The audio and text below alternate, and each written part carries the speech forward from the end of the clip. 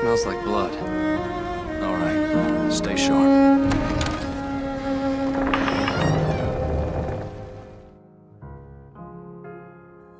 When the original Evil Within was announced in 2013, fans were ecstatic for a spiritual successor to legendary action horror game Resident Evil 4.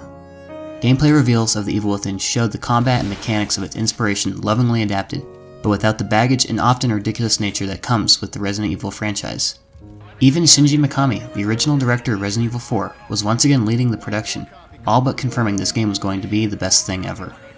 The Evil Within was released in October 2014, and contrary to all the signs of success, the game was met with a reception best described as lukewarm.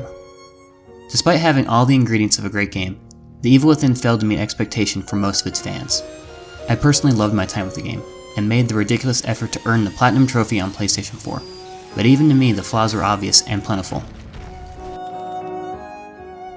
For starters, the game was marketed as a horror game, not an action horror game, which resulted in many misinformed players being disappointed when the game simply wasn't scary.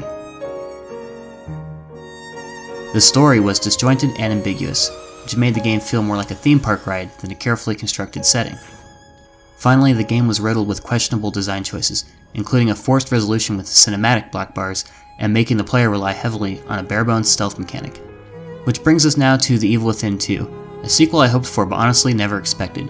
The developer, Tango Gameworks, has made assurances that many of the complaints from the original have been addressed, including a more focused story and removing the cinematic black bars. Other significant features have been added as well, such as a semi-open world playground to explore, optional side quests to find, and a limited crafting mechanic. With the first game as a solid foundation to build upon, does The Evil Within 2 finally reach a level worthy of the Resident Evil 4 legacy, or will it fall short yet again?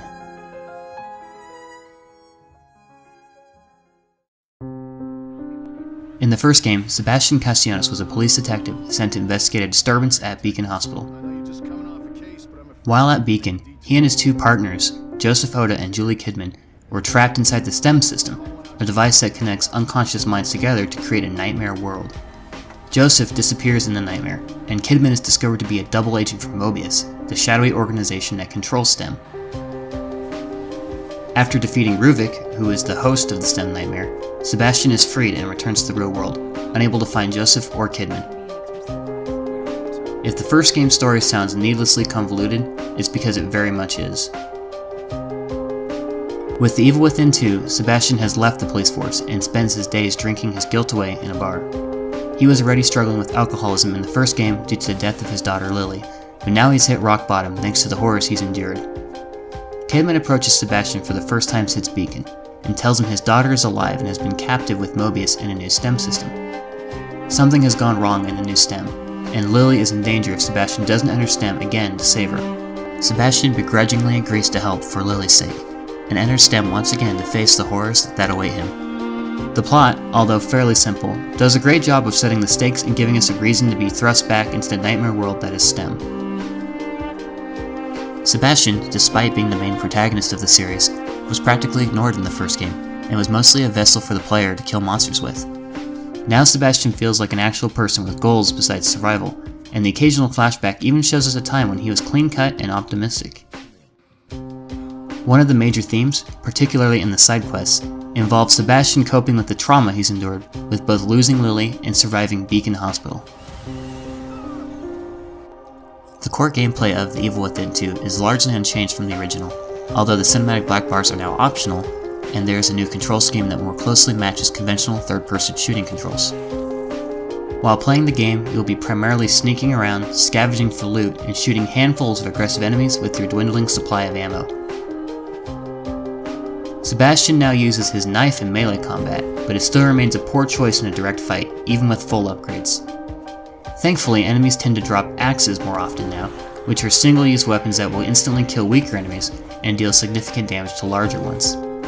Gunplay remains unchanged from the first game, which means hitting moving targets can be difficult, and hitting targets that are too close is dubious. Since it's easy to miss shots, you may find yourself firing frantically at fast approaching enemies, and using a sizable amount of ammo in the process. Although you can now craft ammo using materials found while exploring, there will never be enough ammo to shoot your way through every fight. Upgrading your favorite weapons can improve their damage, and therefore reduce ammo spent in fights, but the most effective method of dispatching enemies will be through stealth takedowns. Stealth was bare bones in the first game, but thankfully the mechanic has received some much needed love in the sequel with its own upgrade tree. You can now improve Sebastian's stealth abilities, such as increasing his movement speed, reducing noise made from movement, and even unlocking a short-range silent sprint for quick takedowns. Bottles can be tactically thrown to create distractions, allowing you to thin out enemies that stray from the group. This mechanic meshes surprisingly well with the new semi-open world areas, allowing you to maneuver around enemies and choose when to approach.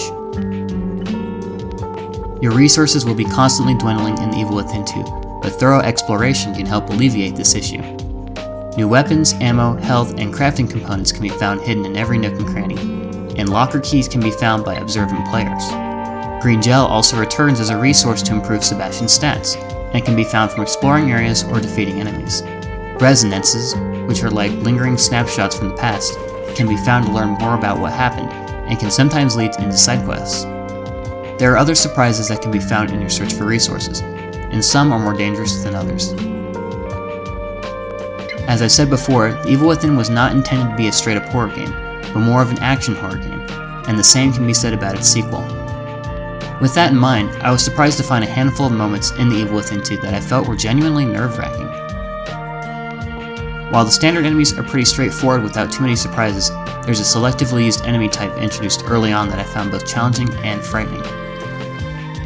There are also a couple of scripted moments I really enjoyed, some of which only trigger after returning to areas I had previously explored. Perhaps one of the most significant changes from the first game is the setting, which differs drastically from the original game. Technically, both games take place in the STEM Nightmare world, but the change is in the way the world manifests from within STEM. In the first Evil Within, you traverse through an insane asylum, a small village in the woods, a spooky mansion, and a few other disconnected horror settings. The majority of the Evil Within 2 takes place in a suburban town called Union, and while Union is fantastic on its own, the game lacks the variety of environments found in the first game as a result. While the Evil Within 2 directly addressed a lot of common complaints from the first game, there are still a couple of improvements I feel could positively impact the overall experience. All of these suggestions I have originate from previously successful games from the genre, including games from the Resident Evil franchise.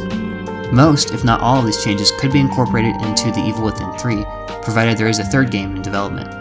None of these items hurt my overall enjoyment while playing the game, so consider this more of a wish list for the future and not a specific commentary on the game. The first suggestion, and perhaps most important for gameplay longevity, is to increase the total number of weapon upgrades and add ultimate upgrades for all weapons. Resident Evil 4 had a rewarding weapon upgrade system, where you could buy attachments for some weapons and unlock a powerful bonus after maximizing all stats. Although some of the crossbow bolts in the Evil Within 2 have a benefit similar to an ultimate upgrade, there is no equivalent for any of the other guns.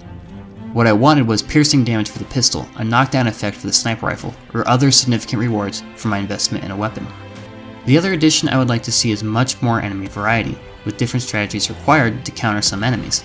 There are only a handful of different enemy types in the Evil Within 2, and most of them only appear a couple times throughout the entire game. STEM is a literal nightmare world which begs for an assortment of creatively designed monsters to infest it. Unfortunately, the game relies far too much on the basic haunted type, and every enemy can be shot or stabbed repeatedly until it dies. Compared to the Resident Evil games, for example, there are lickers that can crawl on the ceiling, bugs that can fly, or enemies that can turn invisible.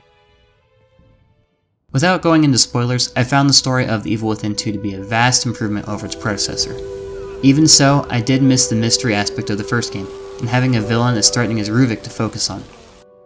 Sebastian himself feels relatable due to the trauma he suffers from, and I appreciate how the game shows that the first game left a significant impression on him. I found the ending satisfying and thought it did a great job of neatly resolving many loose ends, while leaving a couple of unanswered questions for a DLC or third installment.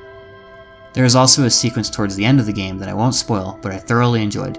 You'll know it when you see it. In my opinion, The Evil Within 2 is in many ways a natural progression from the first game, but there is still plenty of room for improvement. Regardless, I still really enjoyed exploring Union, carefully thinning out enemy groups with stealth and fighting off hordes with my limited resources. I had a great time with my multiple playthroughs, and I'm still playing it today, attempting to complete the game on the challenging, classic difficulty. If you had significant issues with the first game, then I can't recommend you run out and buy its sequel. But if you played the first game and enjoyed it, then I can confidently recommend buying The Evil Within 2. The verdict for The Evil Within 2 is buy with caution.